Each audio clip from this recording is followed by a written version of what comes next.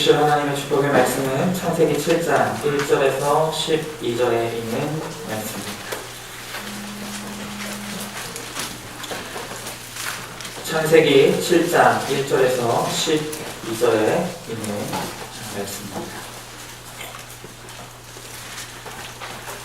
창세기 7장 1절에서 12절에 있는 말씀 제가 봉독해 올리겠습니다.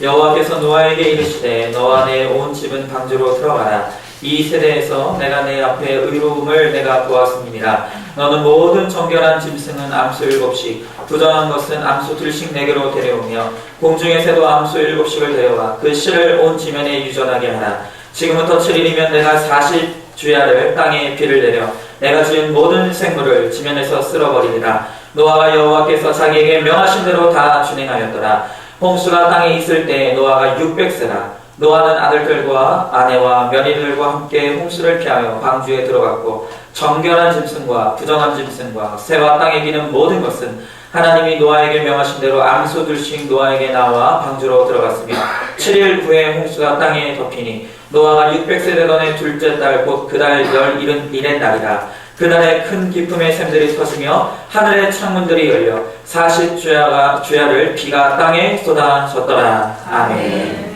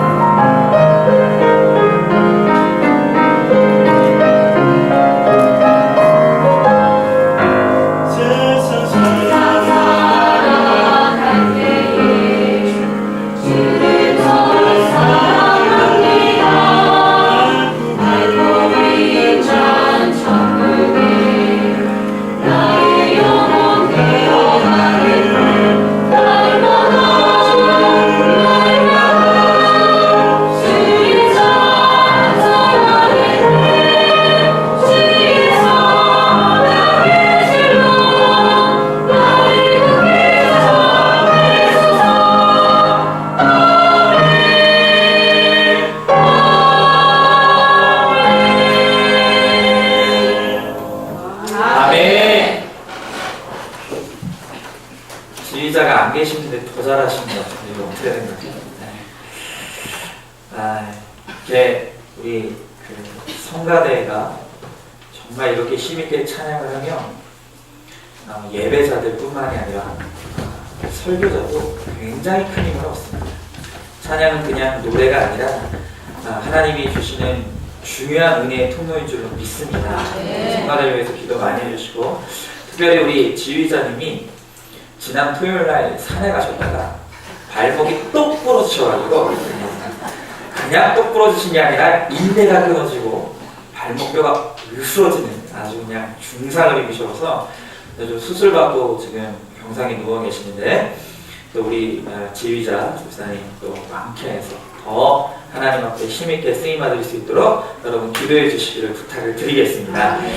오늘 우리 함께 나눌 말씀의 제목은 교회가 교회되기 위하여 라는 제목으로 하나님의 말씀 함께 나눴으면 좋겠어요.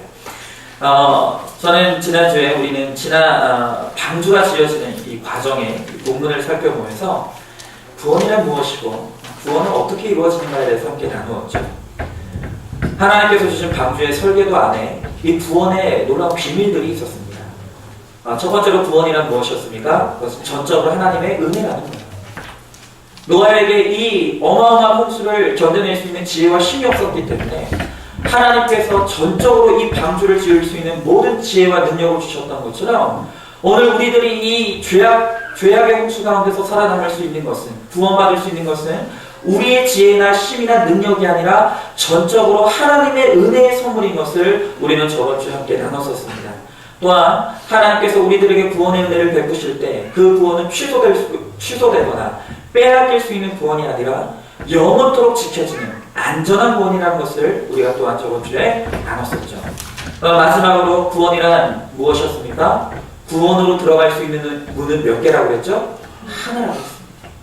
여기에도 구원이 있다, 저기에도 구원이 있다, 이 종교와 저 종교에도 구원이 있다라고 이야기하지만 성경은 분명히 말하기를 하나님 예수 그리스도 외에는 결코 구원의 문이 없음을 우리들에게 분명히 말씀하셨다는 것입니다.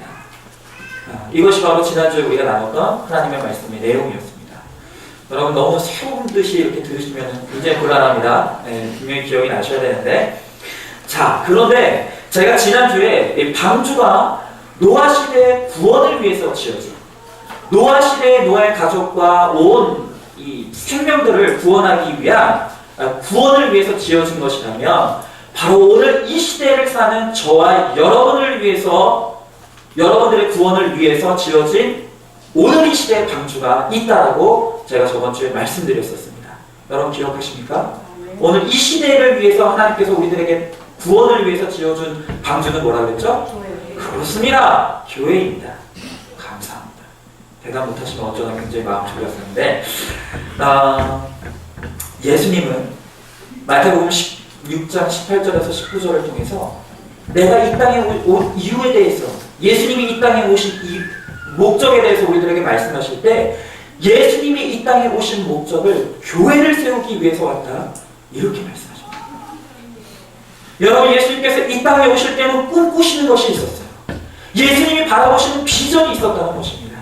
그런데 예수님의 꿈, 예수님의 비전은 무엇이었냐 하면, 오늘 이 땅에 예수님의 피 뿌린 그 피 위에, 보혈의 피 위에 교회가 세워지고 그 교회의 문을 통해서 수많은 영혼들이 구원을 받게 되는, 그래서 천국에서 주와 함께 영원토록 영생을 누리는 바로 그것을 예수님께서는 꿈꾸시며 이 땅에 오셨다는 거예요. 교회는 예수님의 희생의 터 위에 세워진 귀중한 예수님의 피값 주고 세우신 교회입니다. 그 교회를 통해서 수많은 사람들이 구원의 문으로 들어오기를 예수님께서 원하십니다. 여러분, 예수님이 가장 사랑하는 것은 교회입니다. 예수님은 목숨처럼, 생명처럼 이 교회를 사랑하신다. 여러분, 그래서 예수님이 이 교회를 얼마나 사랑하시는지를 보여주는 성경의 한 장면이 있는데, 그것은 예수님이 다메섹 도상에서 처음으로 바울 사도를 만나는 장면을 통해서 예수님이 얼마나 교회를 사랑하시는지를 나타내셨다는 거예요. 여러분, 이 바울이 예수님을 만나기 전에는 교회의 핍박자였습니다. 혈기가 등등해서 가는 곳마다 성도들을 핍박하고 교회를 핍박하는 일에 온 힘을 쏟는 것이 이 바울이었다는 거예요.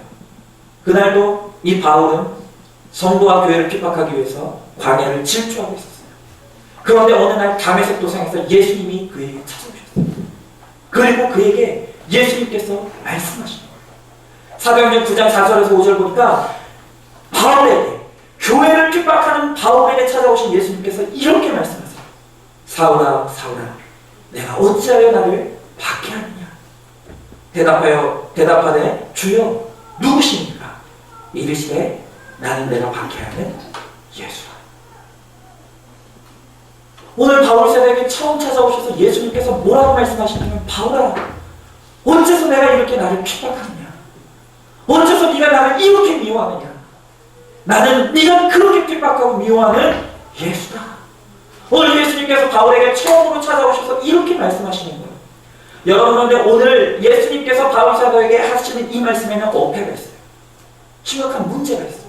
왜냐하면 바울은 예수님을 한 번도 마주친 적이 없었어요.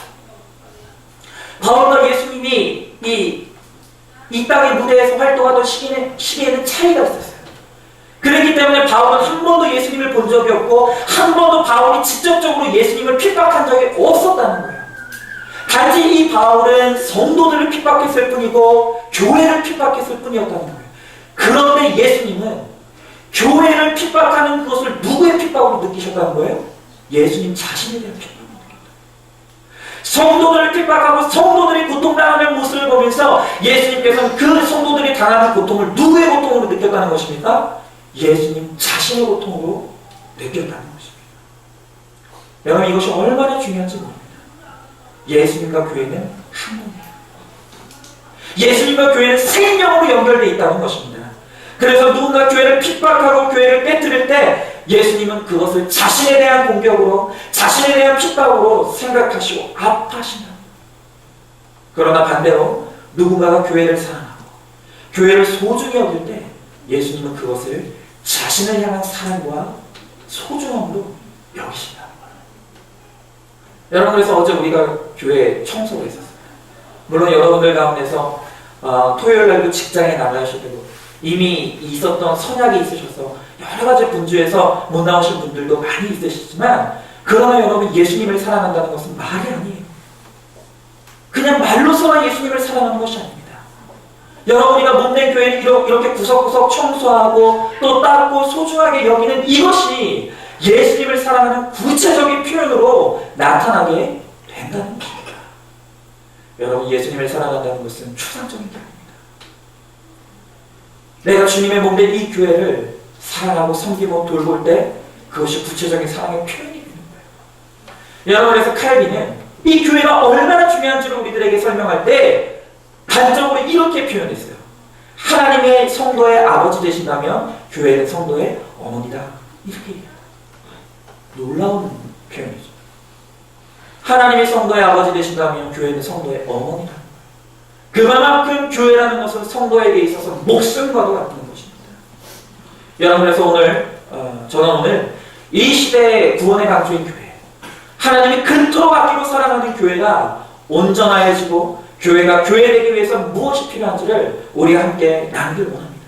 그리고 오늘 말씀을 통해서 정말 하나님께서 교회에게 품으셨던 그 비전, 그리고 성도들을 통해서 하나님께서 꿈꾸시는 그 은혜들을 오늘 우리가 함께 나누면서 우리 안산중앙교회 정말 하나님이 꿈꾸시는 그런 교회가 되기를 소망하면서 함께 말씀을 받기를 주님의 이름으로 간절히 소망합니다. 여러분, 그렇다고 한다면 오늘 본문을 통해서 우리가 보게 되면 교회가 교회되기 위한 첫 번째 조건은 무엇이냐? 그것은 교회는 오직 하나님의 은혜만이 지배되는 곳이어야 한다는 것입니다. 여러분, 오늘날 이 세상 가운데 이 교회 안에도 너무나 많은 이 세상의 타락한 가치들과 너무나 타락한 세상의 문화들이 지금 교회 안에 리더를 오고 있습니다. 그러나 교회는 깨끗하게 오직 하나님의 은혜만이 지배하고 그 은혜가 통치하는 곳이 될 때에만 교회는 교회될 수가 있다는 것입니다. 자, 여러분, 이제 우리가 6장까지 우리 지난 6장을 통해서 이제 방주가 완전히 완성되는 모습을 보았어요.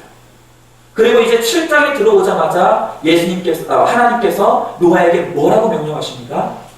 오늘 7절에 보니까 이제 완성된 방주를 통해서 노아의 가족들과 더불어서 이 세상의 모든 동물과 새와 곤충들을 방주 안으로 들어오도록 명령하세요.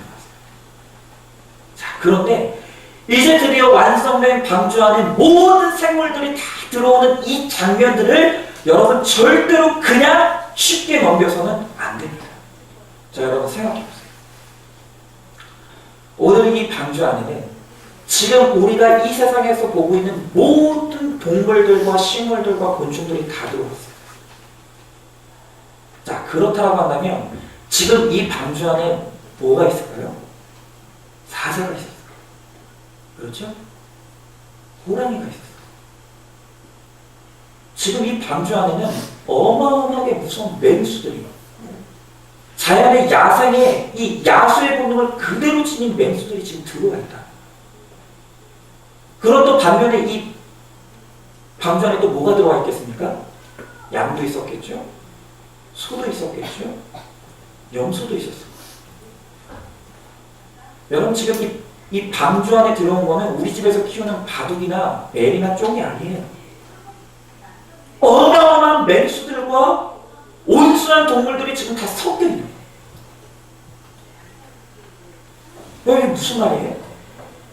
이 자칫 잘못하면 이 방주 안이 완전히 난장판이 될 수 있다는 거예요. 여러분 동물의 왕국 보시잖아요. 그 무시무시한 사자들이 딱 먹잇감에 포착하면 놓지 않습니다.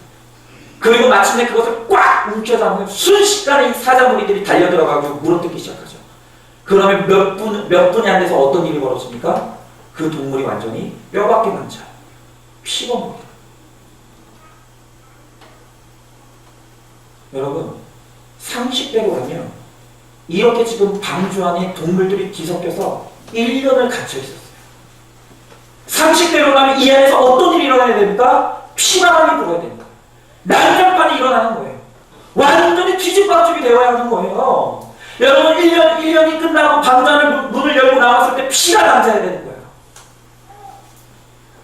여러분은 놀라운 사실이 뭡니까? 홍수가 시작되고 배 안에 있는 그 370일이라는 시간 동안 야수들과 맹수들과 온순한 동물들이 다 섞여서 살아가고 있는데, 그런데 싸우거나 잡아먹는 일이 전혀 없었다. 그 모든 것들이 한데 뒤섞여서 어울려져서 그 1년이라는 시간을 평화롭게 보냈다. 여러분 이런 일이 어떻게 가능할까요? 아마 노아가 이 동물들과 환경을 통제하려고 했다면 분명히 실패했습니다. 그러나 야생의 짐승들이 뒤섞여 있음에도 불구하고 이 방주안은 평안하고 안정이 지배할 수 있었던 이유는 뭐였겠습니까? 그것은 이 방주안을 지배하고 있는 것이 사람의 힘이 아니라 사람의 힘을 넘어서는 하나님의 특별한 개입이 이 방주안을 머물고 지키고 있었기 때문임을 우리는 짐작할 수 있었다는 거예요. 여러분 그런데 어떤 환경과 상황 가운데 임하는 하나님의 이 특별한 지키심, 여러분 이것을 우리는 뭐라고 이야기합니까? 이것을 바로 우리는 은혜라고 이야기합니다. 이것을 은혜라고 이야기합니다. 여러분 이 은혜가 임할 때, 이 은혜가 임하는 개인, 이 은혜가 임하는 공동체가 될 때, 그때 바로 사람의 상식이나 논리로 설명할 수 없는 특별한 일들이 일어나기 시작하는 거예요. 여러분 성경의 이사야서를 보면 하나님께서 어느 날 이사야 선지자에게 찾아오셔서 천국의 환상을 보여주십니다. 천국은 이런 곳이다. 하나님께서 이사야 선지자에게 찾아오셔서 그와 같은 천국의 환상을 보여주셨다는 거예요. 그런데 하나님께서 이사야 선지자에게 보여주신 이 천국의 환상이 너무너무 흥미로워요. 이사야서 11장 6절에서 8절을 보면 이사야 선지자가 본 천국의 모습은 이런 모습이었어요. 우리 다 같이 한번 읽어보겠습니다. 다 같이 읽겠습니다. 시작! 그때 이리가 어린 양과 함께 살며 표범이 어린 염소와 함께 누우며 송아지와 어린 사자와 살찐 짐승이 함께 있어 어린아이에게 끌리며 암소와 곰이 함께 먹으며 그것들의 새끼가 함께 엎드리며 사자가 소처럼 풀을 먹을 것이며 젖먹는 아이가 독사의 구멍에서 장난하며 젖된 어린아이가 독사의 불에 손을 넣을 것이라. 아멘. 재밌죠? 이사야 선지자가 본 천국이 어떤 모습이었습니까? 이리와 어린 양이 어떻게 한다고요? 잡아먹는다고요? 아니, 같이. 어린아이가 독사불에 손을 넣는데 독사가 물지 않는다. 더 재미있는 표현은 뭐냐면 7절에 보니까 굉장히 재미있는 묘사가 나오는데 사자가 천국에서는 뭘 먹는다고 말합니까? 풀 먹는다. 여러분, 이것이 이 세상에 가능한 일입니까? 사자가 풀을 먹는다고요? 이리와 양이 함께 있는데 같이 뛰논다고요? 어린 양이 독사굴에 손을 넣는데 독사가 물지 않는다고요? 여러분, 이 세상에서 그런 일은 가능하지 않아요. 여러분, 그런데 왜 천국에서는 이런 일이 가능합니까? 왜냐하면 천국은 무엇이 지배하기 때문이에요? 은혜가 지배하기 때문에. 천국은 전적으로 은혜가 지배하는 곳이기 때문에 이 세상에서는 상상할 수 없는 평안, 이 세상에서는 도저히 일어날 수 없는 안정과 평안이 일어나는 곳입니다. 그런데 놀라운 것은 뭐냐면 그와 같은 천국의 모습이 어디에 임했다고요? 방주예요. 그 천국에서 일어날 수 있는 은혜가 지배할 때 일어나는 그 일이 어디에 임했냐면 바로 이 방주 안에 임했다는 거예요. 여러분, 잘 들으십시오. 어떤 분들은 착각하기를 천국은 죽어야 가는 곳이라고 생각해요. 너무나 많은 성도들이 천국을 생각할 때 천국은 내가 죽어야만 갈 수 있는 그런 곳이라고 생각하는 분들이 있다는 거예요. 그런데 여러분, 그렇지 않아요. 여러분, 하나님의 이 은혜가 임하는 인생이 되면, 하나님의 은혜가 지배하는 가정이 되면, 하나님의 은혜가 지배하는 교회가 되면 여러분, 죽어서 천국을 가는 것이 아니라 이 땅에서도 우리는 천국을 경험할 수 있다는 거예요. 여러분, 이 세상에서는 그 어떤 것도 경험할 수 없지만 하나님의 은혜가 임하는, 하나님의 은혜가 지배하는 곳이 있으면 여러분, 그곳이 바로 천국이 된다는 것입니다. 여러분, 그래서 하나님의 은혜 받은 사람의 가장 중요한 특징이 뭔지 아십니까? 은혜 받은 사람의 가장 중요한 특징은 사납지다. 사납지 않아요. 은혜 받기 전에는 예민해서 너를 위해서 하는 말이라고 하면서도 상처 주는 말, 물어뜯는 거예요. 아픔을 주는 거예요. 피 흘리게 하는 거예요. 은혜 받기 전에는 너무너무 예민하고 사나워서 도저히 사람이 가까이 갈 수 없는 그런 사람이었어요. 야수 같은 사람이었다. 그런데 은혜 받으면 어떤 일이 일어나요? 양이 됩니다. 너무나 부드러운 사람이 되는 거예요. 가까이 가고 싶은 사람이 됩니다. 여러분, 우리 인간 안에는 사납고 이기적이고 통제되지 않는 이 야생의 죄의 본성이 있어요. 길들여지지 않는 야생의 본성이 있어요. 그래서 흔히 하는 말로 뭐라고 말합니까? 오늘 이런 사람들은 사랑을 해도 고슴도치 사랑을 해요. 사랑해서 가까이 가는데 껴안으면 껴안을수록, 가까이 가면 가까이 갈수록 무슨 일이 일어나요? 찌르는 거예요. 피가 나는 거예요. 아픈 거예요. 여러분, 왜 그렇게 교회에서 믿음의 결혼 하는지 아십니까? 왜 그렇게 성경이 믿음의 결혼을 말하는 줄 아십니까? 생각해 보세요. 은혜 없는 죄의 본성만이 지배하는 남자와 은혜가 없는 여자가 만나서 결혼을 해요. 그러면 그것은 얼마 지나지 않아서 뭐가 되는 줄 아십니까? 반드시 그것은 동물원이 되게 됩니다. 왜요? 우리 안에 죄의 본성밖에 없는, 그러니까 가까이 가면 가까이 갈수록 찌르는 거예요. 상처내는 거예요. 핥히는 거예요. 다툼이 일어나는 거예요. 그래서 서로 사랑한다고 해서 모였는데 밤새도록 싸우고 다투는 일만 일어나는 거예요. 은혜가 없는 한 사람과 은혜가 없는 또 한 사람이 만나면 그것은 동물원이 될 수밖에 없다. 여러분, 하나님, 은혜가 없는 두 사람을 만나도 그것이 난장판이 되는데 여러분, 교회에 은혜가 없다고 생각해요. 이렇게 열이명령, 대기명령 다 틀린, 여러분, 우리가 이렇게 모였는데 우리 안에 은혜가 없다고 생각해보세요. 이 교회 안에 은혜가 없다고 생각해보세요. 여러분, 그러면 이 은혜가 없는 교회는 동물원 수준이 아니라 주라기 봅니다. 다 주는 거예요. 상처받을 일밖에 없는 거예요. 아플 일밖에 없는 것입니다. 여러분, 그러나 은혜 받은 남자, 하나님의 은혜가 지배하는 한 사람, 또 하나님의 은혜가 지배하는 한 여자가 만나서 그것이 결합하게, 그 사람들이 결합하게 될 때 거기에 무엇이 임하는 거예요? 천국이 임하는 거예요. 거기에 천국이 임하는 거예요. 여러분, 또한 은혜 받은 우리가 모인 이 교회가 될 때 바로 이 교회가 천국이 될 줄로 믿습니다. 여러분, 천국은 죽어야 가는 곳이 아니에요. 하나님 오늘 우리들에게 말씀하실 때 죽어서만 천국을 바라지 말고 이 땅에서 천국을 바라라. 않습니다. 여러분, 우리가 이 땅에서 천국을 소망하기 위해서 우리가 간절히 바라야 되는 것이 무엇입니까? 그것이 바로 하나님이 우리들에게 주시는 은혜예요. 여러분, 그렇게 사나운 맹수들과 어린 양들이 뒤섞여 있는 방주였지만 거기서 하나님의 은혜가 지배했을 때 그 방주 안에 천국이 임했던 것처럼 여러분, 나의 인생에 은혜가 임하면 내 인생이 천국의 삶이 될 줄로 믿습니다. 여러분, 우리 가정에 은혜가 임하면 우리 가정이 천국이 될 줄로 믿습니다. 또한 특별히 우리 교회에 은혜가 임하면 여러분, 우리 교회가 반드시 천국이 될 줄로 믿습니다. 여러분, 그래서 저는 교회를 위해서 간구할 때 많은 것을 간구하지 않습니다. 교회를 위해서 기도할 때 첫째로 구하는 것은 하나님 은혜 주시옵소서. 두 번째로 구하는 것도 하나님 은혜 주세요. 세 번째로 구하는 것도 하나님 은혜 주세요.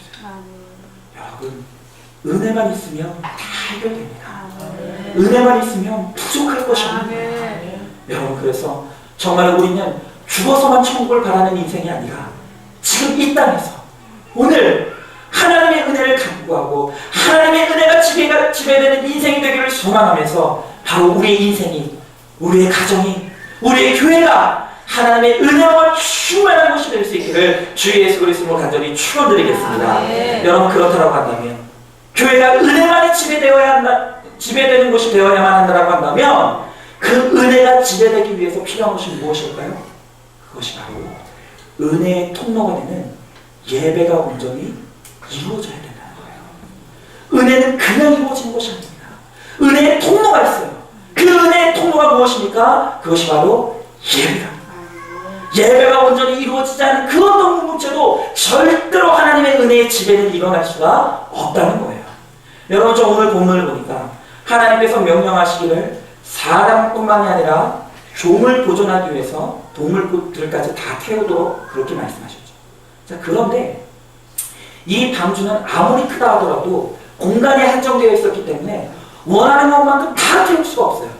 그래서 하나님께서 원칙으로 삼으시기를 종의 보존을 위한 최소한의 인원으로서 암수 한 쌍씩만 태우게 하셨던 겁니다. 자, 그런데 오늘 본문의 2, 3절을 보시면 동물들의 종의 보존을 위해서 최소한의 인원인 암수 한 쌍씩만 태우도록 되어 있었는데, 그런데 이 법칙에서 예외가 되는 동물들이 있는 것을 보게 돼요. 여러분, 그것이 무엇이었습니까? 오늘 성경에 보니까 정결한 짐승은 한 쌍씩만 태우게 하시는 것이 아니라 무려 7쌍을 태우도록 하시더라. 왜일까요? 아니, 지금 이렇게 좁은 공간인데 왜 정결한 짐승만큼은 그렇게 많은 수, 무려 7쌍, 그러니까 14마리나 이 방주 안에 들어가도록 했을까요? 그 이유는 뭐냐면 이 정결한 짐승들이 쓰이는 특별한 쓰임이 있었기 때문이에요. 여러분, 이 정결한 짐승이 특별히 쓰이는 곳이 어디였어요? 그것이 바로 이 정결한 짐승들은 예배 때 드릴 희생의 제물로서 이 정결한 짐승이 쓰여졌다. 창세기 8장 20절에 이렇게 말해요. 우리 다 같이 한번 읽어보겠습니다. 창세기 8장 20절에 있는 말씀 우리 다 같이 읽어보겠습니다. 시작! 노아가 여호와께 제단을 쌓고 모든 정결한 짐승과 모든 정결한 새 중에서 제물을 취하여 번제로 제단에 드렸더니. 아멘. 이 방주 안에서 1년 동안 노아와 그의 가족들이 뭘 했을까요? 구원받았으니 먹고 마시고 놀고 잤을까요? 그게 아니었다. 하나님께서 이 방주에 있는 1년 동안 이 방주를 지으신 목적은 그저 그냥 사람 구원받는 데만 목적을 두신 게 아니었다는 거예요. 하나님께서 이 방주라는 공간을 통해서 죄로 인해 무너진 예배가 회복되는 예배 공간으로 이 방주를 사용하셨다는 거예요. 그리고 방주에 있는 이 1년이라는 시간 동안 방주에 있는 모든 것들이, 사람뿐만이 아니라 이 안에 있던 모든 동물들이 예배 가운데 임재하신 하나님의 은혜와 감격을 경험하면서 예배 회복이 일어나는, 은혜의 지배가 일어나는 역사를 경험했다는 것입니다. 여러분, 제가 아까 이 방주 안에 천국이 임했다고 했죠? 이와 같은 일이 어떻게 일어났다고요? 그냥 일어나요. 이 방주 안에 하나님께 온전히 드려지는 예배가 회복됐을 때 그 예배라는 통로를 통해서 하나님께서는 아낌없는 은혜를 부어주셨다는 거예요.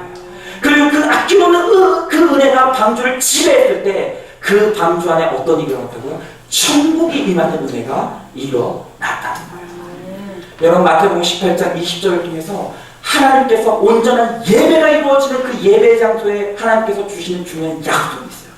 우리 다 같이 한번 읽어볼게요. 마태복음 18장 20절 우리 다 같이 읽어보겠습니다. 시작. 두세 사람이 내 이름으로 모인 곳에는 나도 그들 중에 있느니라. 아멘. 여러분 하나님께서 오늘 뭐라고 말씀하십니까? 신실하게 예배드리는 예배자가 있는 그 예배 자리에는 하나님이 반드시 그 자리에 오시겠다. 찾아오시겠다. 그리고 반드시 그 예배자를 한 사람 한 사람에게 반드시 특별히 필요한 그 은혜, 특별히 그에 필요한 그 도움을 반드시 하나님께서 주시겠다고 예배 자리를 통해서 하나님께서 오늘 우리들에게 약속하신다. 여러분, 하나님의 은혜가 필요 없는 인생은 아무도 없어요. 하나님의 특별한 은혜가 필요 없는 사람은 아무도 없다는 것이죠. 그렇다고 한다면, 정말 내 삶에 하나님의 특별한 은혜가 필요하다고 믿는다라고 한다면, 내 삶에 하나님의 특별한 도우심이 필요하다고 믿는다라고 한다면, 여러분 우리가 꼭 해야 되는 일인데 그것은 뭐냐면 우리가 있는 그 자리를 예배의 초소로 만들어야 된다는 거예요. 여러분, 교회의 본질이 예배에 있다는 것은 말할 것도 없어요. 그러나 중요한 것은 뭐냐면 예배는 교회에서만 드리는 게 아니라는 거예요. 여러분, 너무나 많은 성도들이 예배가 마치고 교회를 떠나게 되면 그때부터는 아무런 예배를 드리지 않아요. 그러나 정말로 내 삶 가운데 은혜가 임하기를 원한다라고 한다면 반드시 우리는 삶 가운데서도 우리의 삶의 자리가 예배의 초소가 되게 해야 된다는 거예요. 여러분, 우리의 가정에 정말 하나님의 특별한 은혜가 임하기를 원하십니까? 그렇다고 한다면 우리의 가정에서 우리는 가정이 예배를 드릴 수 있어요. 여러분, 내가 속해 있는 내 직장에서 특별한 은혜가 필요하다고 여러분 여기십니까? 정말 내 직장에서 하나님의 도우심이 필요하다고 여러분 여기십니까? 그렇다고 한다면 남들보다 10분이라도 일찍 와서, 그것이 안 된다고 한다면 점심시간에라도 단 한 줄의 말씀을 통해서도 하나님 앞에 나아가 예배를 드릴 수 있어야 된다는 거예요. 여러분, 내가 운영하고 있는 내 사업장에 하나님의 특별한 은혜가 필요하다고 여러분 여기십니까? 정말 하나님의 특별한 은혜가 임해야 된다고 여러분 믿으십니까? 그렇다고 한다면 이 사업을 시작하기 전에 먼저 하나님 앞에 한 줄의 말씀을 가지고 하나님 은혜를 주시옵소서 예배 드릴 수 있어야 된다는 거예요. 여러분, 저희 가정 같은 경우는 가정 예배를 드리는데요. 가정 예배를 어떻게 드리냐면 큐티로 드려요. 근데 각자 좋은 시간에 떨어져 있잖아요. 이 낮 시간 동안 떨어져 있잖아요. 그러니까 각자 좋은 시간에 먼저 큐티를 하는 거예요. 좋은 시간. 그리고 집에 돌아와서 함께 모이면 식사를 하고 함께 오늘의 큐티 하면서 나누었던 본문 말씀 가지고 나누는 거예요. 그게 저희 가정의 가정이에요. 그런데 지난 화요일날, 이번 주 화요일날 저희가 묵상했던 큐티를 통해서 묵상했던 말씀이 어떤 본문이었냐면 욥기서 3장 1절에서 26절이었어요.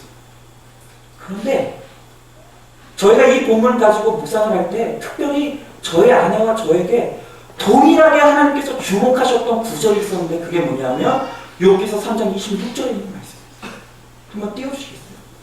3장 26절에 보니까 욥이 이렇게 고백합니다. 나에게는 평온도 없고 안일도 없고 휴식도 없고 다만 불안만. 근데 희한하게 그날따라 이 1절부터 26절까지 긴 말씀인데 이 말씀이 제 아내와 저에게 동일하게 다가왔어요. 그러면서 그날 저녁에 서로 각자 나누는 거예요. 도대체 지금 나를 평온하게 하지 못하고 안일하게도 못하고 휴식도 못하게 하는 지금 우리 안에 있는 불안이 뭘까? 무엇이 나를 이렇게 불안하게 만들까? 서로 나눴어요. 그랬더니 저희 아내의 불안함은 뭐냐? 두 가지가 있더라고요. 첫째, 출산. 저희 아내를 불안하게 하는 첫 번째는 뭐냐면 이제 얼마 남지 않은 출산이더라고요. 이제 제 아내가 이제 둘째를 낳지 않습니까? 근데 첫째 때는 뭘 몰랐잖아요. 뭐 이게 출산이 아프다는 건 뭐 아이를 낳는다는 게 아프다는 걸 들었지만 그 고통이 뭔지 모르잖아요. 그러니까 모르고 난다고요. 이제 둘째를 갈 때는 다 알잖아요. 다 아니까 너무너무 무서운 거예요. 너무너무 무서운 거예요. 이제 딱 한 달 남았거든요. 예정일이. 한 달이 남고 날이 다가올수록 잠이 오죠. 저는 몰랐는데 제가 옆에서 곤히 자고 있을 때 저희 아내가 불안에 떨면서 눈물을 흘리면서 잠을 못 이룰 때가 너무 많아요. 그렇게 불안에 떨면서 눈물을 흘리고 잠을 못 이루는데 옆에서 저는 코를 고고 자고 있으니 얼마나 위로겠어요. 몰랐어요. 두 번째 불안은 뭐냐? 두 번째 불안인데 그게 뭐냐면 몸이 너무 힘든 거예요. 몸이 너무 아픈 거예요. 그러니까 자꾸 우리 첫째 아이 시연이한테 좋은 말이 나가잖아. 왜 말 안 들어? 왜 빨리빨리 안 해? 왜 엄마 말 안 들어? 그러면 자꾸 우리 시연이가 사랑을 받아야 될 텐데 몸이 너무너무 아프고 힘들고 괴로우니까 아이를 충분히 사랑해주지 못하는 게 죄책감이 돼. 너무 마음이 아파. 자기 연약함 때문에 우리 아이에게 충분히 사랑을 쏟아주지 못한다는 것이 너무 가슴이 아파. 혹시 나 때문에 이 아이가 상처받으면 어떡하? 잘못 자라면 어떡하? 이것이 제 아내에게 불안한데. 여러분, 제 아내가 불안함을 고백했으니까 저도 고백해야죠. 제 마음을 짓누르는 불안함은 뭐였어요? 딱 하나죠. 교회. 늘 교회에 대한 눌림이. 저는 아무리 봐도 모자란데, 저는 아무리 봐도 너무너무 연약한데, 저 같은 사람을 통해서 이 교회가 누가 되면 어떡하? 늘 눌림이 있어요. 여러분, 그날 저녁에 저희 아내와 제가 아니 말고 거룩한 그냥 생쇼를 했습니다. 서로 앞으로 보고 고백하면서 우는 거예요. 우는 거예요. 너무 힘들어. 너무 괴로워. 또 위로하는 거예요. 여보, 힘내. 다시 좋은 엄마야. 잘할 수 있어. 지금 힘들지만 꼭 이겨낼 거야. 잘할 수 있어. 저희 아내도 저한테 얘기하죠. 여보, 당신은 좋은 목회자 됐어요. 잘하고 있어요. 지금도 잘하고 있어요. 서로 위로를. 그리고 또 소망 품는 거예요. 울다가 위로하다가 소망 품다가 서로 끌어안고 우리 잘할 거야. 여러분, 그리고 잠자리에 이렇게 눕는데요. 여러분, 제가 그때 느낀 게 뭔지 아십니까? 아, 그래. 이게 천국이구나. 그래. 이게 천국이구나. 여러분, 그러고 요한계시록을 보니까 요한계시록에도 천국이 어떤 곳인지를 말하고 있더라고요. 그런데 요한계시록이 말하고 있는 천국은 어떤 곳이냐면, 여러분, 천국 가면 눈물이 닦여진대요. 천국 가면요, 하나님이 주시는 위로가 있대요. 천국 가면요, 우리가 이 땅에서 당했던 고통을 하나님께서 치료해 주신대요. 그런데 저는요, 이번 주 화요일 날 그 천국에서 경험하는 그 일을 저는 우리 가정에서 경험했어요. 우리 가정에 천국이 있었어요. 여러분, 많은 분들이 젊은 목사가 큐티해라 이야기하니까 그냥 잔소리쯤으로 들으시고, 아, 그냥 신앙의 취미쯤인가 보다 그렇게 생각하시는 분들이 있는 거예요. 여러분, 그러나 적어도 저한테는 이 큐티는요, 살려고 합니다. 저는 살려고 합니다. 여러분, 이렇게 경험도 없고 지식도 없고 일천하게 짝이 없는 이 젊은 목사가 어떻게 이렇게 경험도 많고 이렇게 산전수전 다 겪고 이렇게 대단하신 분들 앞에서 어떻게 설교하고 신방할 수가 있겠습니까? 저로서는 도저히 이 일들을 감당할 수 없는 거예요. 하루에 수십 번 마음이 무너질 때가 얼마나 많은지 몰라요. 얼마나 제 마음이 괴롭고 고통스러울 때가 많은지 몰라요. 내가 정말 이 목사의 집을 감당할 수 있을 것인가? 마음에 하루도 수십 번씩 마음이 무너질 때가 있다는 거예요. 여러분, 제 힘으로는 도저히 이 마음을 지킬 수가 없어요. 여러분, 그러나 새벽에 주님 앞에 나가서 눈물 흘리면서 기도하고, 그리고 새벽 기도가 끝나면 저희 집에 식탁에 앉아서 모두가 자고 있을 때 하나님의 말씀을 펴고 그 말씀에서 하나님이 저에게 주시는 그 위로 한마디를 받으면 그 말씀을 통해서 다시 한번 그날을 살아낼 수 있는 용기를 얻는 거예요. 그날 저는 그 자리에서 용기를 얻는 거예요. 여러분, 저에게 있어서는 그 우리 집에 있는 그 식탁의 자리가, 그 식탁에서 드리는 그 저 혼자 드리는 예배의 자리가 저를 살게 하는 예배의 자리, 저를 은혜로 지배하게 만드는 너무나 귀한 은혜의 통로인 거예요. 여러분, 혹시 오늘 여러분들 가운데서도 마음의 평안도 없고 안일도 없고 휴식도 없는 채로 불안만이 가득한 채로 오늘 한 주간을 사셨던 분들 있지 않습니까? 오늘 여러분들 가운데서도 눈물로 밤을 새면서 남몰래 눈물을 흘리면서 그 고통을 목구멍으로 넘기면서 소리내어 울 수 없는 여러분 그런 외로운 고통 가운데 살다가 오늘 오신 분들 있지 않습니까? 여러분, 이 세상 사람들은 술이라도 마시면서 잠시 그것을 잊는다고 하지만 여러분, 우리들에게는 어떻게 하면 이 세상은 그런 고통스러운 세상에서 어떻게 살 수 있냐고. 여러분, 우리는 은혜 없이는 살 수 없는 사람인 줄로 믿습니다. 여러분, 은혜 없이는 살 수 없어요. 하나님이 주시는 은혜 없이는 살 수 없다는 것입니다. 여러분, 그런데 어찌 하나님의 은혜의 통로가 되는 예배를 이 주일 이 한날을 통해서만 드릴 수 있겠냐는 것입니다. 여러분, 우리는 우리의 삶의 모든 자리에서 하나님을 만나는 예배로서, 말씀으로서, 기도로서 위로받고 힘과 능력을 얻을 때만 그 힘으로 능력 있게 이 세상을 살아나가게 될 줄로 믿습니다. 여러분, 우리에게 은혜가 필요해요. 은혜가 필요해요. 은혜 없이 살 수 없어요. 여러분, 내 삶이 오늘 내 삶에 하나님의 은혜가 필요하다고 느끼시는 분들이 있습니까? 여러분, 내 가정에 특별한 하나님의 도움이 필요하다고 지금 느끼시는 분들이 있습니까? 여러분, 지금 나의 직장 생활 가운데 하나님의 정말 각별히 만져주시는 은혜가 필요하다고 느껴지시는 분들이 있습니까? 여러분, 우리 교회가 정말 하나님 특별한 은혜가 필요하다고 여러분 느껴지십니까? 그렇다고 한다면 내 삶의 자리에서 한 줄의 말씀으로라도 하나님께 예배하는 그 예배가 회복되어질 수 있기를 간절히 소망합니다. 그럴 때 내 삶의 천국이 바고 내 가정의 천국이 바고 내 직장과 우리 교회에 하나님께서 특별히 부어주시는 그 은혜 가운데 우리가 반드시 회복되어지고 일어나는 은혜가 일어나게 될 줄로 믿습니다. 여러분, 말씀을 마칠게요. 교회가 교회되기 위해서는 은혜가 지배되는 것입니다. 은혜가 지배되어야 합니다.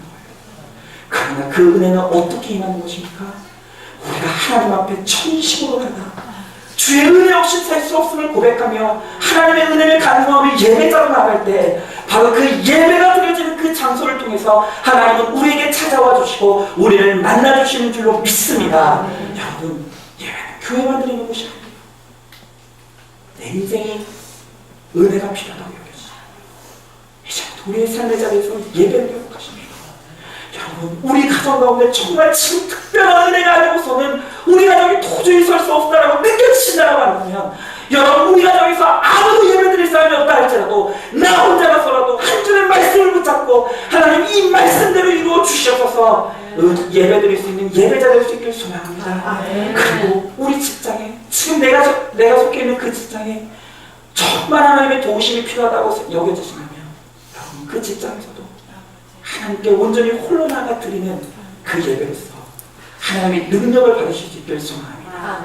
그리고 우리 교회가 온전히 예배드리는 예배 공동체 되므로 말미암아 하나님의 은혜가 지배하는 이 공간이 될 때 반드시 하나님께서는 이 교회를 천국으로 이루어 주시고 반드시 이 교회를 통해서 하나님의 꿈을 하나님의 비전을 이루는 통로가 되게 하실 줄로 믿습니다. 은혜만을 구하십시오. 은혜만을 구하십시오. 그러면 반드시 그 모든 것이 더해지는 하나님의 은혜가 우리의 삶 가운데 반드시 임하게 될 줄로 믿습니다. 오늘 이 시간 우리 다 같이 한번 기도하기 원합니다. 지금 나에게 필요한 것이 무엇입니까? 오늘 우리에게 필요한 것은 은혜인 줄로 믿습니다. 은혜면 충분합니다. 하나님이 주시는 그 은혜가 우리의 삶을 지배할 수 있다면 그것이 우리의 가정과 우리의 직장과 오늘 우리의 교회를 지배할 수 있다고 한다면 그래서 우리는 반드시 일어나게 될 줄로 믿습니다. 하나님 아버지, 비록 우리의 삶의 자리에서 나밖에 예배드릴 사람이 없고 나밖에는 예배자가 없을지라도 하나님 아버지 그 자리에서 하나님의 인재를 갈망하며 하나님 신실하게 하나님께 예배드리는 예배자 되겠습니다. 하나님 아버지 내게 찾아와 주시고 내게 특별한 은혜를 부어주시다. 나의 삶의 자리에서 승리할 수 있게 하여 주시고 나의 삶이 하나님의 은혜 가운데 일어나게 하여 주시고 하나님 우리 가족 가운데 특별한 은혜가 임하게 하여 주시옵시고 우리 직장과 우리 교회 가운데 하나님의 특별한 은혜가 임할 수 있도록 주여 하나님 아버지 함께 하여 주시옵소서. 우리 간절히 소망하는 마음으로 우리 다같이 기도하며 나가도록 하겠습니다. 기도하겠습니다. 사랑과 은혜가 충만하신 하나님 아버지 주의 위한 사랑과 은혜를 감사드립니다. 하나님 아버지 정말 우리 사랑하는 성도들의 마음 가운데 하나님 평안도 없고 안식도 없고 하나님 아버지 아들도 없는 채로 하나님 몸을 수고하고 없고 짐을 지며 하나님 아버지 오늘 여기까지 불안한 마음을 가지고 너무나 많은 성도들이 있습니다. 하나님 아버지 주님께서 지켜주시옵시고 하나님 아버지 은혜를 허락하여 주시옵소서. 하나님 아버지 은혜를 부어 주시옵소서. 내 힘으로 어찌할 수 없는 하나님 아버지 그 일들을 주님께서 이루어 주시옵시고 주님의 은혜로 주님이 주시는 특별한 은혜로 하나님 아버지 우리가 일어설 수 있도록 주여 나의 하나님 아버지 함께하여 주시옵소서. 하나님의 은혜면 충분합니다. 주의 은혜를 우리 가운데 부어 주시옵소서. 하나님 오늘 일주일의 삶을 살면서 내 안에 말할 수 없는 불안과 염려를 가지고 평안도 없고 안식도 없고 휴식도 없는 채로 내 마음에 가득한 불안만을 가지고 오늘 이 자리에 나온 사랑하는 우리 성도들이 있지는 않습니까? 하나님 내 힘으로는 이 거칠게 넘실대는 죽음의 파도를 감당할 수 있는 힘이 없습니다. 하나님 오늘 이 시간 정말 우리 인생 가운데 하나님이 부어주시는 은혜가 필요함을 다시 한번 주님 앞에 고백하며 나아갑니다. 하나님 그 죽음의 파도가 넘실대는 홍해의 심판 가운데서도 죽음의 심판 가운데서도 하나님의 은혜가 지배하는 그 노아의 방주는 평안하며 천국이 임하였던 것처럼 하나님 우리의 인생 가운데 하나님의 은혜가 임하게 하여 주시옵소서. 우리의 가정 가운데 하나님의 은혜가 지배하게 하여 주시옵소서. 우리의 직장과 우리의 교회 가운데 하나님의 은혜가 충만히 임하게 하여 주시옵소서. 그래서 하나님 아버지 이 땅을 살아가는 동안 우리의 삶 가운데 천국이 경험되게 하여 주시옵시고 하나님의 은혜로서 충만한 삶을 살아가게 하여 주시옵소서.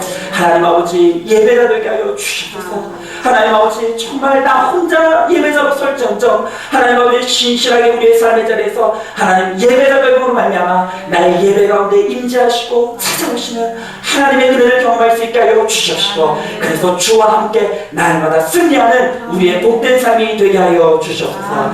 반드시 우리 주님께서 함께 하시고 그와 같은 은혜를 주실 줄 믿사오며 사랑이 많으신 우리 주 예수 그리스도를 받들어 기도드리옵나이다. 아멘. 우리 다같이 찬송가 317장 찬송하시면서 준비하신 영을 하나님 앞에 올려드리도록 하겠습니다.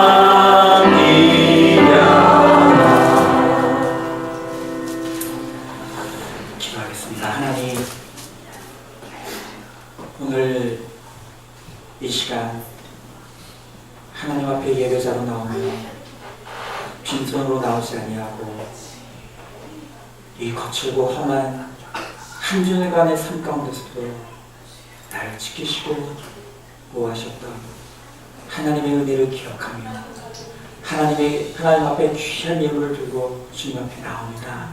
하나님, 이 예물을 하나님 앞에 드리기까지 우리의 정성이 여기에 묻어있고 우리의 피땀이 여기에 묻어있으며 우리의 모든 시간들이 여기에 묻어있음을 주님께서 누구보다도 잘 아시는 줄로 믿습니다. 하나님, 주님 앞에 너무나 귀한 생명 같은 우리의 이 예물을 주님 앞에 드리오니 하나님, 주께서 우리의 예물을 기쁘게 받아 주십시오. 하나님께서 더 귀한 것으로 채워주시는 귀한 은혜를 경험할 수 있도록 주여 하나님 아버지 함께하여 주시옵소서. 이 예물을 통해서 30배, 60배, 100배의 결실을 맺혀줄 수 있게 하여 주시옵시고 주님의 귀하고 선한 일들이 일어나는데 우리의 예물이 쓰여지게 하여 주시옵소서. 하나님께서 그렇게 우리의 예물을 기쁘게 받아주실 줄 믿사오며 사랑이 많으신 우리 주 예수 그리스도를 만들어 기도드리옵나이다. 아멘. 방금 말씀 전해드리겠습니다. 종교인 금요 기도회가 매주 금요일 9시마다 계속되고 있습니다. 여러분 은혜 없이 살 수 없습니다. 우리 정말 이 기도의 시간을 통해서 하나님의 은혜를 힘입고 하나님의 각별하고 특별한 은혜로 우리 승리하기를 소망하면서 날마다 이 기도의 자리에 힘써 참석하기를 부탁을 드리겠습니다. 교회당 청소 담당 미식당 봉사실 이어전되고요. 이남전도에 이어전된 원래가 2부 예배 후에 있습니다.